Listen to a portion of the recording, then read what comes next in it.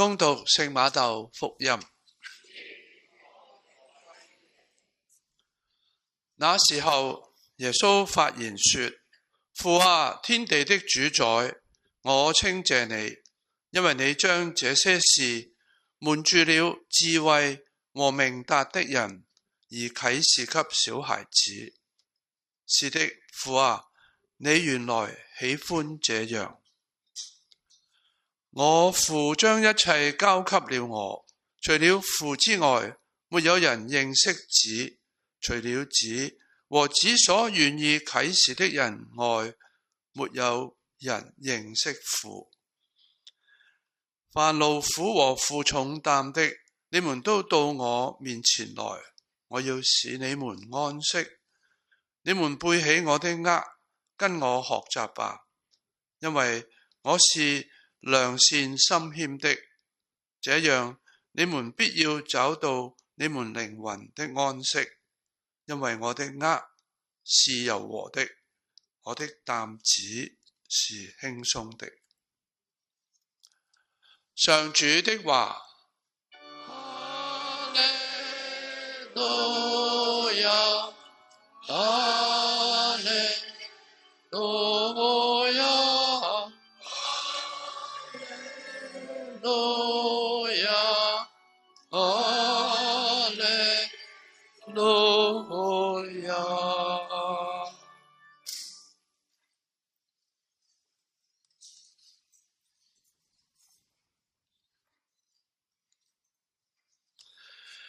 今日嘅福音雖然好短，但係裏面每一句說話其實都好值得我哋一而再去反思同埋默想。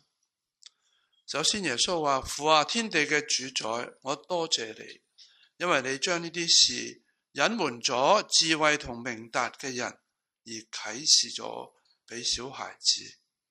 父啊，你原來喜歡這樣。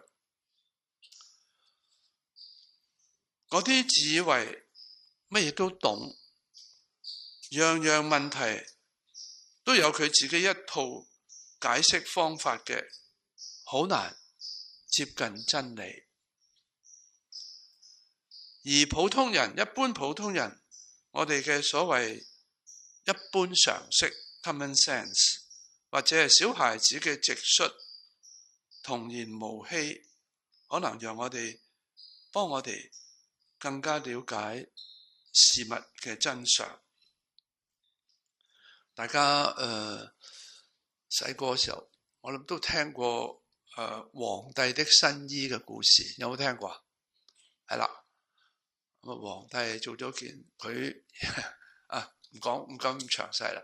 總之係個小孩子最後話：皇帝，你冇着衫，你光脫脫冇你着衫。咁俾人揭露咗，啲大人呢，因為有種種原因，唔想得罪皇帝啦，唔想令佢出醜啦，唔敢話個真相俾佢聽啦，仲喺佢面前猛讚佢：哇！你呢件新衣啊，好靚啊，好特別啊，諸如此類。唯獨個小朋友好直接話俾皇帝聽：皇帝，你光脫脫好醜怪。呢個就係童年無欺。幾年前呢，有一個廣告，一個小妹妹咧喺超市，佢同佢媽咪講，佢話我想慳得1蚊就1蚊。佢本來有好多嘢想買嘅，但係佢都唔想買。佢話：媽咪，我想慳多1蚊，慳多2蚊，我哋儲埋做乜嘢啊？俾爸爸買佢1日嘅工作時間，即係因為爸爸好忙，成日都要開工。囡囡呢就話：不如我哋儲到啲錢，我哋唔買咁多嘢，然後儲夠啦，我哋儲夠爹哋1日嘅工資，我哋叫佢唔好返工，然後陪我玩。呢個小朋友雖然係廣告，但係我唔知，不過有啲小朋友佢哋嘅心思真係好純潔，同埋好聰明。呢個就係耶穌所講嘅啟示俾小孩子。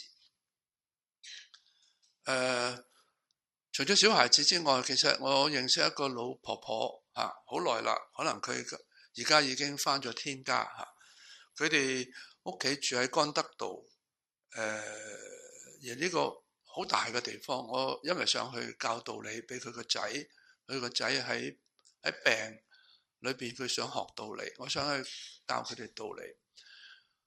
有一次我安慰婆婆我話我話雖然阿邊個係咁啦，不過佢都好好啊，而家佢可以俾到大家咁好嘅地方環境生活，你都唔使擔心，啲仔啲孫呢又應該肯定有好嘅學校去讀書咁。安慰完婆婆之後，婆婆講俾我話俾我聽，同我講一句說話，佢話我哋日日食即係食幾好嘅嘢，又如何呢？我哋個胃只係得嗰一個，飽咗就飽咗，食幾貴嘅嘢都食唔落。而我哋住幾千尺成萬尺嘅地方，但係我哋瞓覺只係需要一張床。哇！婆婆真係好有智慧，佢冇讀過書，佢連去銀行佢簽字都唔識。佢去銀行係用咩應該係用唔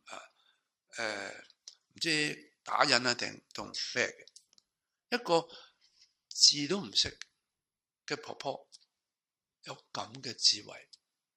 呢個就係正正耶穌剛才所講嘅，你將呢啲事隱瞞咗智慧同明達嘅人，卻啟示咗俾小孩子，俾一啲心地好純樸嘅人。人生中最怕嘅就係認為樣樣嘢都有得解釋，或者都要解釋，而忽略咗生命本身比我哋偉大得多，奇妙得多，亦都複雜得多。我哋有時只係問一下，點解我哋生長喺香港呢塊土地上？你問啊，你問落去啊，你最終解唔解到咧？點解？表面上當然係啦，我生喺香港，點解你唔係生喺非洲？唔係生喺印度？唔係生喺馬來西亞？唔係生喺南美洲？點解？冇得解。有啲嘢，所以事事都尋求解釋，仲要係合乎我滿意嘅解釋嘅同時，我哋真係要好好地學習點樣欣賞、聆聽同埋等待。有啲嘢係要時間嘅，有啲嘢我哋可能一世都唔係好明。不過就算唔明，呢個唔影響我哋好好咁活出我哋當下嘅呢一生。如果樣樣都要明咗先至去做，明咗先至去生活嘅話，我哋可能生存唔到，因為我哋會俾無數嘅點解唔甘心唔忿氣壓到我哋冇能力去活我哋嘅人生。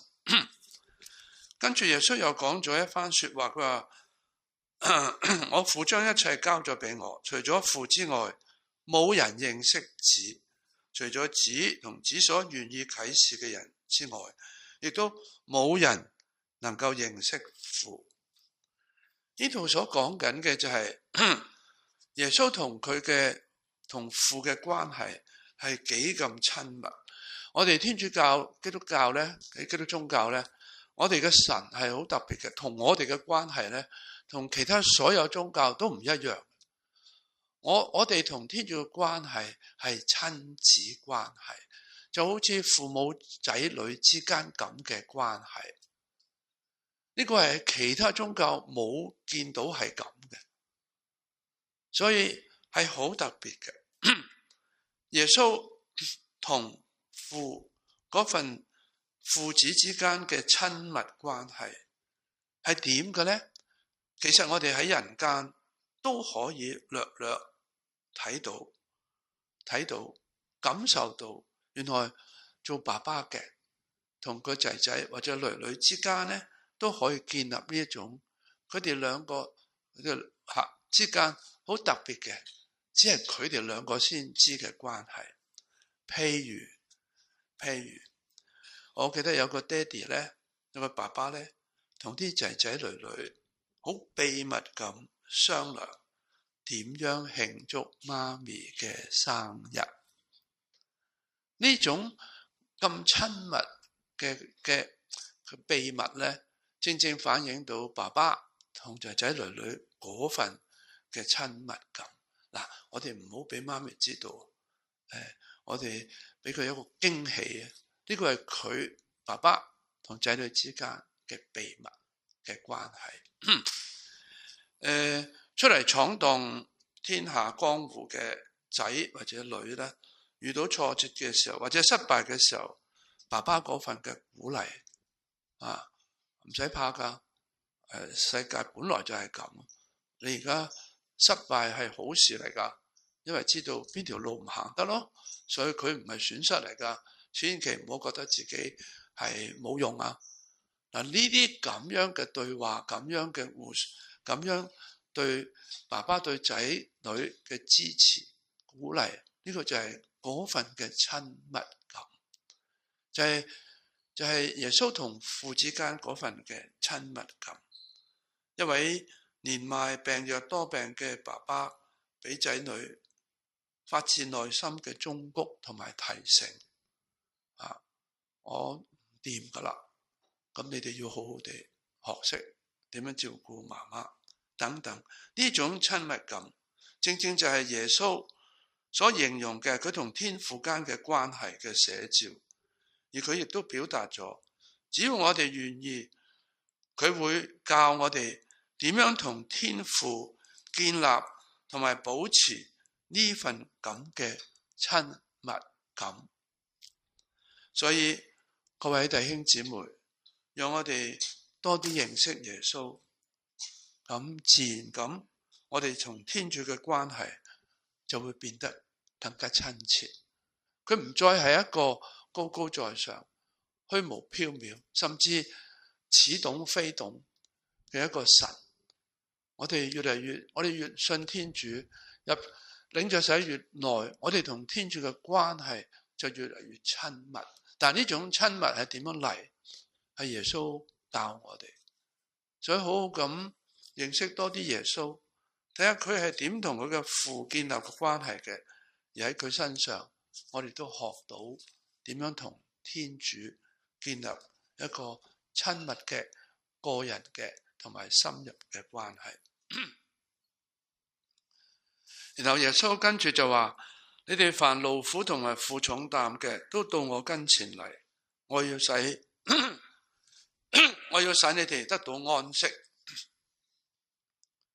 勞苦同埋負重擔，對生命認真嘅人都會有勞苦。大家在座，我好相信幾十年嘅生活，大家都係好盡忠職守嘅，都係好盡力去盡好你自己嘅責任。勞唔勞苦啊？梗係勞苦啦，點會唔勞苦啊？極少數人係唔會勞苦嘅，所以勞苦係我哋生命嘅一部分。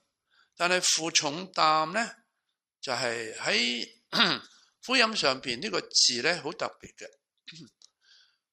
我哋翻去希臘嘅原文呢，即係寫呢個福音個原擔子，佢有用擔子同埋軛，即係一陣間大家都聽到耶穌所講嘅軛，我嘅軛，大家知軛係咩啊？